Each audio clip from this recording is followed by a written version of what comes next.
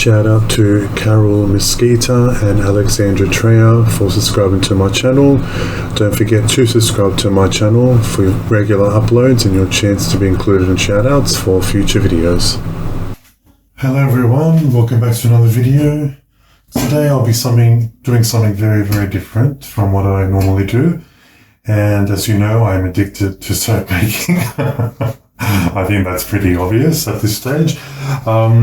And because of that addiction, there are so many things in soap making I still have not tried. And I know that you've seen me in previous videos saying, I don't want to kind of work with fragrance oils or micas or titanium dioxide. Well, today I am satisfying that urge on camera. I've already satisfied that urge a few times. My local cafe where I stock some of my products, I asked him, I do some private labels for him because he's just like literally across the road from me. So it's not a big deal for me to package the soaps for him and just, walk across the road and get my morning coffee and, drop off a whole bunch of soaps for him. And I asked him, because a lot of people have been asking down there too, about fragrance oils and soaps and certain scents and stuff. And I wasn't able to, fulfill those requests because I wanted to keep it just essential oils. But considering that's what people are asking for, so I thought, okay, well, they're asking for it. I might I'm just putting the sodium lactate in the lye water. It's below 50 degrees. I thought I might as well just do what they ask and satisfy their requests and also satisfy my curiosity as to how it goes with fragrance oils and micas. So I am a little new. I'm still very new. I've only done a few batches so far, and they're so far doing really well at the cafe. But today, last week, a few weeks ago, I tried a fragrance oil from Aroma. It's called Coconut Milk and Honey. It smells really nice, but unfortunately this particular one, it left the bars really soft. I don't know, just kind of made them turn into mush. So I know not to use this one. I won't purchase this in the future. But today I'm hoping to have more luck with strawberry milk. And the reason why I chose Aroma or Luxe Aroma and also Aussie Candle Supplies for fragrance oil, because all their fragrance oils are vegan, phthalate free, and also paraben free. And I know Aroma is actually Australian made as well. So I thought I will, try those. Those are the safer fragrance oil options. So strawberry milk, I'm going to do just a white and pinkish swirl, I guess, in the pot swirl. I've got here, I don't even know how to say it, mauve. All these names are new to me. I have no idea how to pronounce it. Flash mauve mica. I hope I'm saying it right. No, someone can probably correct me in the description. And here I've got titanium dioxide, water dispersible. I just bought a couple of small packs from Aussie Candle Supplies just to kind of see how it behaves. I have no experience with TD whatsoever. I used oil-soluble TD in the past just to see how it kind of worked, and I really hated it. It is very, very messy, really hard to clean up as well. So this time I got the water-soluble version and very easy to work with, or at least mix up. I haven't actually used TD before, so this will be the very first time I'm using TD in soap, so hopefully I don't overdo it. I weighed out the 100-gram jar in here and I put it in there, and then I did 1.5 water to TD ratio. So that's how I kind of did that. And I got that advice from Keely over at Swain Shea. I asked her what she does with her TD. And what's that sound that's in here is just, I've got a marble, just one marble, just to kind of help mix it up. And I store this in the fridge as well, so it's actually quite cold. I mixed that about 7 days ago now, I'd say. Yeah, I just haven't gotten around to using it, but I will use it now because it is a cocoa olive recipe and this is virgin olive oil, and we know that it's really dark, as you can see. So I'm hoping that TD lightens it up a little. I'm sure it will. I don't know how much to add. I'm not going to overdo it. I'm just going to use a little bit because that is quite a concentrated water solution that I've made. So I don't want to overdo it because I've read that TD can thicken up the base and increase trace if you use too much.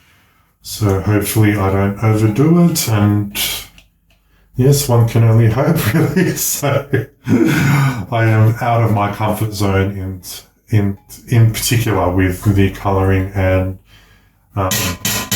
the scent. So hopefully I don't have any issues like I did with the coconut milk and honey that just misbehaved completely. It didn't increase trace or anything. I just found when I went to unmould it, it was mush.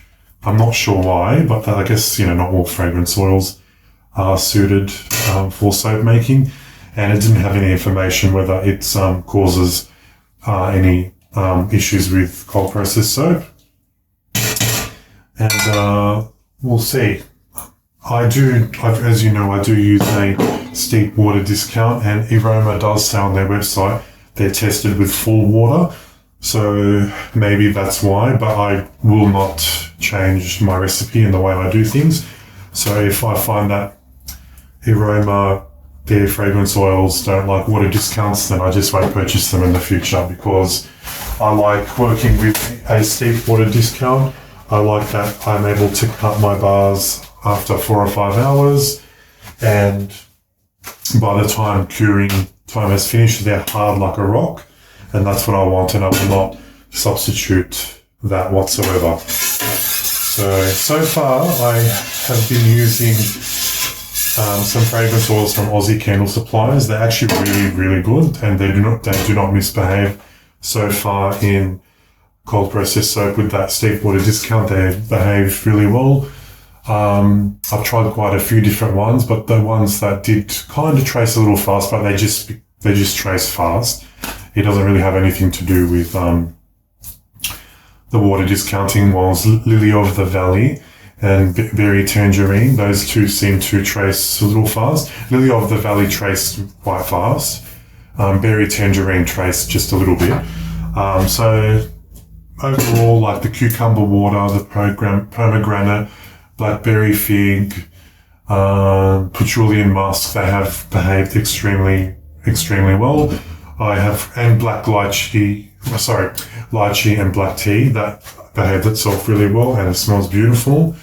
I have gotten coconut lime from also Aroma and Aussie Candle Suppliers. I still got to test those out.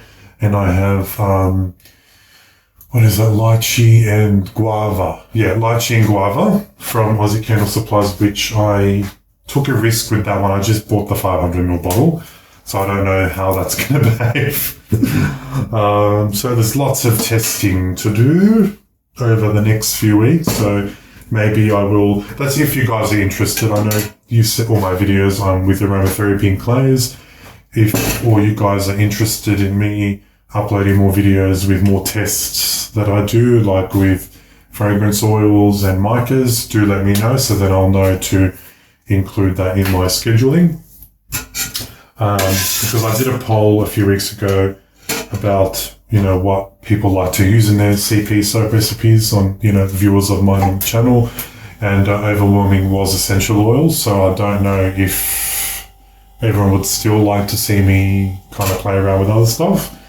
So either way, let me know in the description as to what you like to see. The lye water is below 40, which is fine. I think it's actually all ready to combine. And I will point out that I am doing things a little differently with my lye water. I've been having to add citric acid to my lye water so I can get sodium citrate. Citric acid, when it's introduced to lye, forms sodium citrate, and what that does is it combats soap scum. And for some reason, I don't know why, but in the last 6 to 12 months in my area, we've just started to get hard water, and I've been having issues with soap scum, which is really unusual because before the 12-month mark, my water around here was soft and I didn't have any issues with soap scum. So I thought, okay, I'm going to have to add citric acid to my new recipes, or my new batches, I should say. And I have noticed a massive difference in adding citric acid. I use Lycalc, so I'll provide a link to that in the description, and that tells you how much citric acid to use. I dissolve the citric acid, the salt and the sugar in the water and make sure it's all dissolved well. Then I add the lye, but you have to add the lye really slowly.